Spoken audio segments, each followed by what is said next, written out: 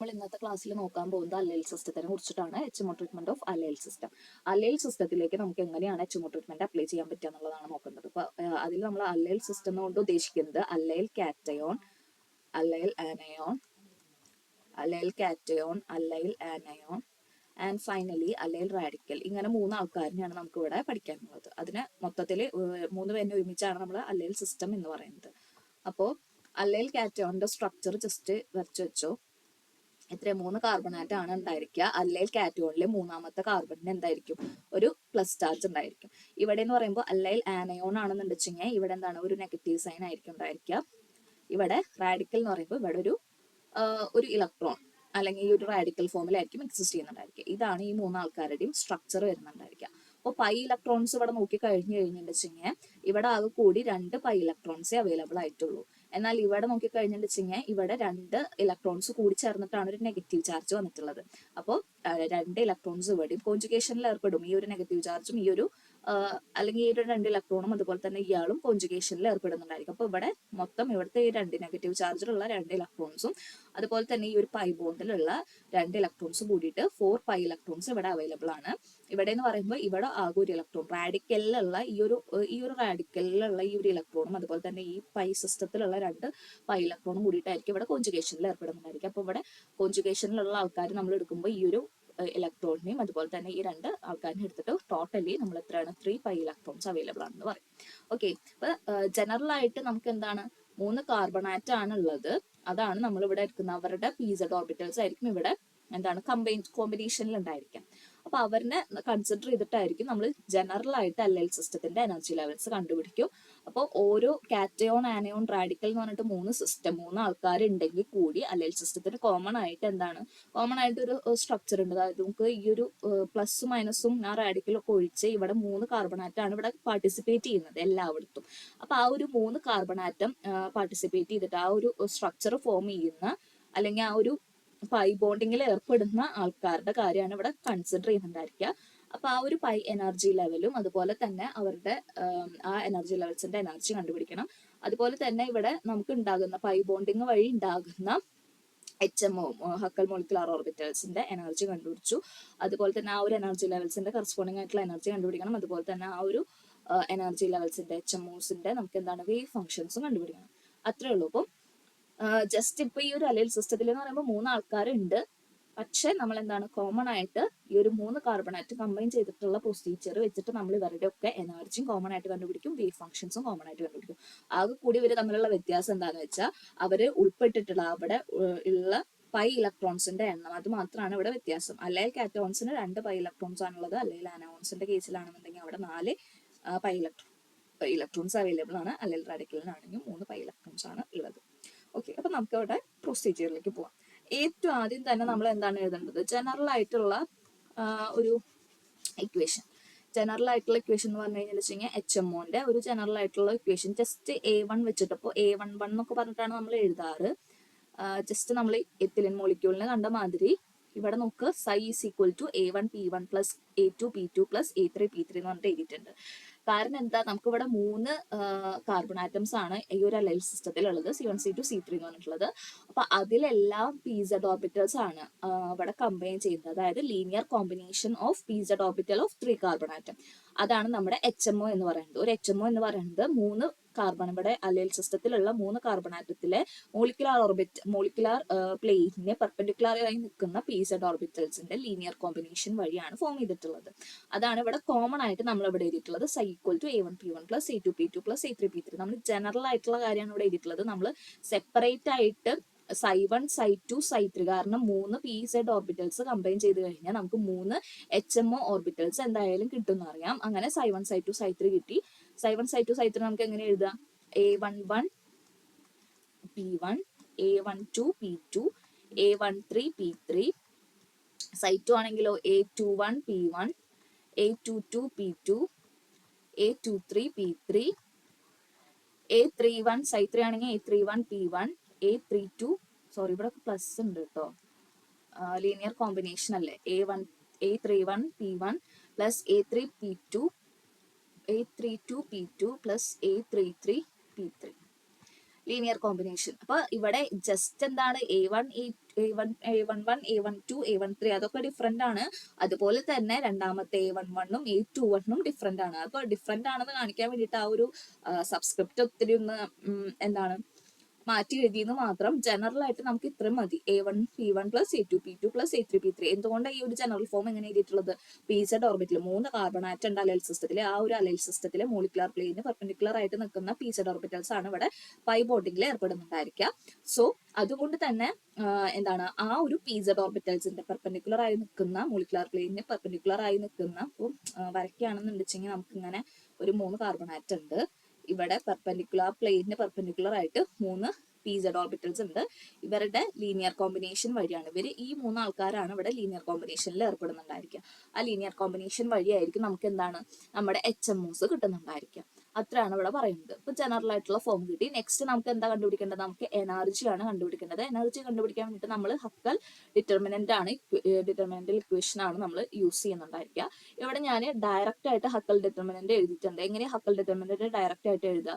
ഇവിടെ നമ്മൾ എക്സ് എന്ന് പറയുന്നത് എന്താ? ആൽഫ മൈനസ് E/β ആണ് എക്സ് എന്ന് പറയുന്നത്. ഓക്കെ, ഹക്കൽ ഡിറ്റർമിനന്റ് എഴുതാൻ വേണ്ടിയിട്ട് നമുക്ക് എത്ര നമ്പർ ഓഫ് കാർബൺ ആറ്റം ഉണ്ട് എന്ന് നോക്കും ഡയറക്റ്റ് എഴുതാൻ വേണ്ടിയിട്ട്. അപ്പൊ ഇവിടെ 3 കാർബൺ ആറ്റം ആണുള്ളത്. അതുകൊണ്ട് നിങ്ങൾക്ക് ഒരു 3/3 ഡിറ്റർമിനന്റ് ആയിരിക്കും കിട്ടുന്നുണ്ടായിരിക്കുക. 3/3 ഡിറ്റർമിനന്റ് നിങ്ങൾ എങ്ങനെ എഴുതണം? ഏറ്റവും ആദ്യം ഡിറ്റർമിനന്റ് വരയ്ക്കുക. അതിന്റെ ഡയഗണൽ എലമെന്റ്സിനൊക്കെ എക്സ് എന്ന് പറഞ്ഞിട്ട് വാല്യൂ കൊടുക്കും. അത് കഴിഞ്ഞ് കഴിഞ്ഞാൽ എക്സിന് മുകളിലും താഴെയും ആ ഒരു ഡിറ്റർമിനന്റിന്റെ ഉള്ളിലുള്ള പൊസിഷൻസിൽ നിങ്ങൾ എന്ത് കൊടുക്കണം? മുകളിൽ ഓരോ എക്സിന്റെ മുകളിലും താഴെയായിട്ട് 1 കൊടുക്കണം. അപ്പൊ ഇതിന്റെ മുകളിൽ കൊടുക്കാൻ പറ്റില്ല, കാരണം ഏറ്റവും മുകളിലുള്ള വാല്യൂ എക്സ് ആണ്. അപ്പൊ അതിന്റെ താഴെ 1 കൊടുത്തു. ഈ ഒരു എക്സ് ഇവിടെയും 1 കൊടുക്കുക, ഇവിടെയും 1 കൊടുക്കുക, മുകളിലും താഴെയും കൊടുത്തു. ഈ ഒരു എക്സിന്റെ മുകളിൽ 1 കൊടുത്തു, താഴെ കൊടുക്കുക സ്ഥലമില്ല. ബാക്കിയുള്ള 2 പൊസിഷൻ ആണ് വേക്കന്റ് ആയിട്ട് എടുക്കുന്നത്. അവർക്ക് 0 ആയിട്ട് കൊടുക്കും. എന്നിട്ട് ഈക്വൽ ടു 0 എന്ന് പറഞ്ഞിട്ട് കൊടുത്തു കഴിഞ്ഞാൽ നിങ്ങൾക്ക് എന്ത് കിട്ടി? ഈ ഒരു ഹക്കൽ ഡിറ്റർമിനന്റൽ ഇക്വേഷൻ നമുക്ക് കിട്ടിയിട്ടുണ്ടായിരിക്കും. ഇനി ഡിറ്റർമിനന്റ് എങ്ങനെ സോൾവ് ചെയ്യാന്ന് വെച്ചാൽ നമ്മൾ ഏറ്റവും ആദ്യം ഒരു റോയോ ഒരു കോളോ കൺസിഡർ ചെയ്യാം. ഞാനിപ്പോൾ ഫസ്റ്റ് കൺസിഡർ ചെയ്യുന്നത് ഈ ഒരു റോയിലത്തെ എലമെന്റ്സ് ആണ്. അപ്പൊ അതിൽ ഫസ്റ്റ് എലമെന്റ് ഇപ്പോൾ എക്സ് എടുത്തു. ആ ഒരു എക്സ് എടുത്തു കഴിഞ്ഞാൽ വെച്ച് കഴിഞ്ഞാൽ ആ റോയും ആ കോളും എക്സ് ഉൾപ്പെടുന്ന കോളും മാറ്റി നിർത്തുക. ബാക്കിയുള്ള ആൾക്കാരിന് ഡിറ്റർമിനന്റിന്റെ ഉള്ളിൽ എഴുതുക. x1 x എന്ന് പറഞ്ഞിട്ട്. ഇനി നെക്സ്റ്റ് രണ്ടാമത് എടുക്കേണ്ടത് ആ നമ്മൾ എടുത്തിട്ടുള്ള റോയിൽ ഫസ്റ്റ് റോയിൽ സെക്കൻഡ് എലമെന്റ് എടുക്കും.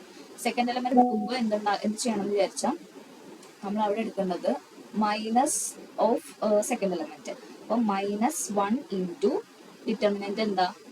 ഈ കോളം ഇതും കളഞ്ഞ് ബാക്കിയുള്ളത് സെയിം ഇതിൽ എഴുതാം. 1 0 1 x. ദെൻ നിങ്ങൾ എടുക്കേണ്ടത് ഫസ്റ്റ് റോയില് തേർഡ് എലമെന്റ് എടുക്കുക. തേർഡ് എലമെന്റ് ആയിട്ടുള്ള 0 എടുത്തു.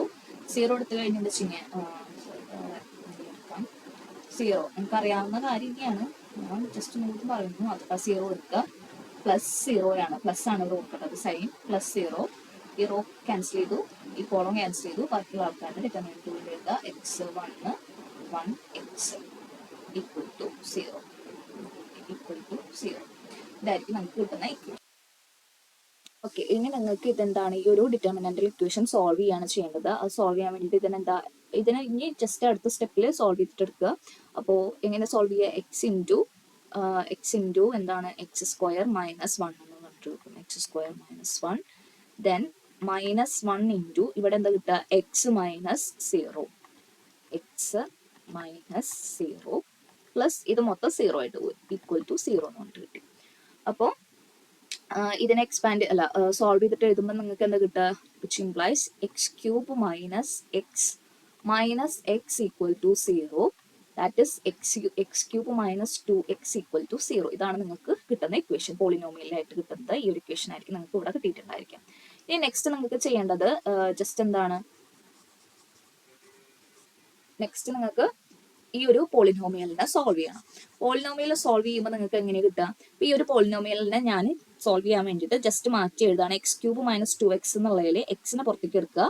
ബാക്കി എന്ത് കിട്ടും? x² -2 ഈക്വൽ ടു 0 എന്ന് പറഞ്ഞിട്ട് കിട്ടും. ഓക്കെ, ഇനി നെക്സ്റ്റ് നിങ്ങൾക്ക് എന്താണ് ഇതിൽ കൊടുക്കാൻ പറ്റുന്ന കണ്ടീഷൻ എന്ന് പറയുമ്പോൾ ഒന്നെങ്കിൽ x ഈക്വൽ ടു 0 ആവാം, അല്ലെങ്കിൽ ഒരു x² -2 എന്ന് പറയുന്നത് 0 ആവാം.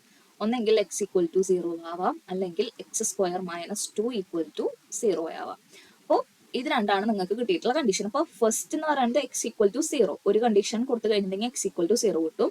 ഇനി നെക്സ്റ്റ് രണ്ടാമത്തെ condition X square minus 2 equal to 0 എന്ന് പറഞ്ഞിട്ടുള്ള കണ്ടീഷൻ ഇല്ലേ, അത് അപ്ലൈ ചെയ്ത് നോക്കി നോക്കാം. അപ്പോൾ X square minus 2 equal to 0 ആണെങ്കിൽ X equal to X square equal to 2 ആയിരിക്കും. Then X equal to plus or minus √2 എന്ന് പറഞ്ഞിട്ട് കിട്ടും. അപ്പോൾ എക്സിന് 3 വാല്യൂസ് ആണ് കിട്ടുന്നത്. X equal to 0, X equal to -2 and X equal to +2 and +√2 and -√2. അങ്ങനെ 3 വാല്യൂസ് കിട്ടി. അപ്പൊ നമ്മൾ ഇനി HMO ലെവൽസ് എടുക്കുമ്പോൾ ഏറ്റവും ആദ്യം തന്നെ നെഗറ്റീവ് ക്വാണ്ടിറ്റി എടുക്കും. ദെൻ 0 എക്സ് ഈക്വൽ ടു 0 എടുക്കും. പിന്നെ എക്സ് ഈക്വൽ ടു എന്താണ് +√2 എടുക്കും. അങ്ങനെയാണ് 3 കണ്ടീഷൻസ് കൊടുക്കാറ്. അപ്പൊ നമ്മൾ കൊടുക്കുന്ന കണ്ടീഷൻ ഇത്രയാണ്. എന്താണ് നേരത്തെ ഈ ഒരു എക്സ് കിട്ടാൻ, എക്സിന്റെ വാല്യൂ എന്ന് പറയുന്നത് ഞാൻ പറഞ്ഞിട്ടുണ്ടായിരുന്നു. എന്താ alpha minus E by beta equal to X. അപ്പോൾ ഇവിടെ എക്സിന്റെ 3 ഡിഫറെന്റ് വാല്യൂ ഉള്ള കാരണം നമുക്ക് ഈ ഒരു alpha minus E J divide by beta equal to എന്താണ് എക്സ് ജെ എന്ന് പറഞ്ഞിട്ട് കൊടുക്കാം.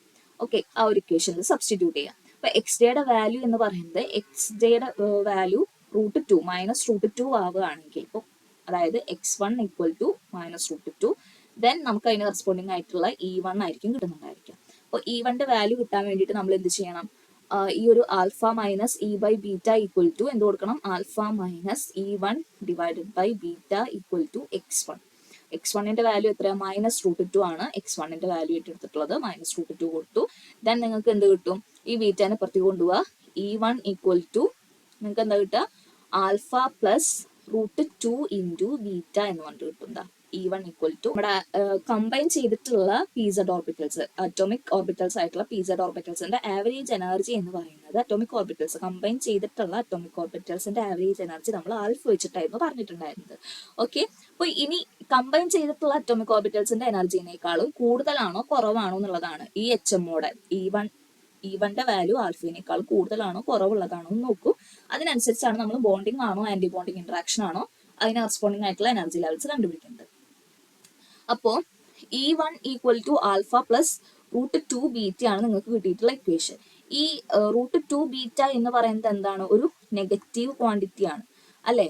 അപ്പൊ ഇവിടെ ഫ്രണ്ടിൽ വന്നിട്ടുള്ളത് പ്ലസ് സൈൻ ആണ്. അതായത് ആൽഫയിൽ നിന്ന് ഒരു നെഗറ്റീവ് ക്വാണ്ടിറ്റി ആഡ് ചെയ്യുക, ആൽഫയുടെ കൂടെ ഒരു നെഗറ്റീവ് ക്വാണ്ടിറ്റി ആഡ് ചെയ്യുക. അതായത് ആൽഫയിൽ നിന്ന് ഒരു ക്വാണ്ടിറ്റി നമ്മൾ കുറച്ച് കഴിഞ്ഞാലാണ് E1 കിട്ടുന്നുണ്ടായിരിക്കുക. That is E1 is less than alpha. ആൽഫയിനേക്കാളും E1 കുറവാണ്. അപ്പോൾ അതായത് നമ്മളെക്കാളും അല്ലെങ്കിൽ നമ്മളെ കമ്പൈൻ ചെയ്യുന്ന അറ്റോമിക് ഓർബിറ്റൽസിന്റെ എനർജിനേക്കാളും HMOയുടെ എനർജി E1 എന്ന് പറയുന്നത് ലെസ് ദാൻ ആൽഫ ആയ കാരണം നിങ്ങൾക്ക് ഇവിടെ കിട്ടുന്നത് എന്തായിരിക്കും? ഒരു അതായത് E1 ലെസ് ദാൻ ആൽഫ ആയ കാരണം തന്നെ നിങ്ങൾക്ക് കിട്ടുന്നത് ഇവിടെ ഒരു എന്താണ്? ബോണ്ടിങ് ഇന്ററാക്ഷൻ ആയിരിക്കും നിങ്ങൾക്ക് കിട്ടുന്നുണ്ടായിരിക്കാം. ബോണ്ടിങ് ഇന്ററാക്ഷൻ ആയിരിക്കും ഈ ഒരു ψ1 എന്നുകൊണ്ട് ഉദ്ദേശിക്കുന്നത്.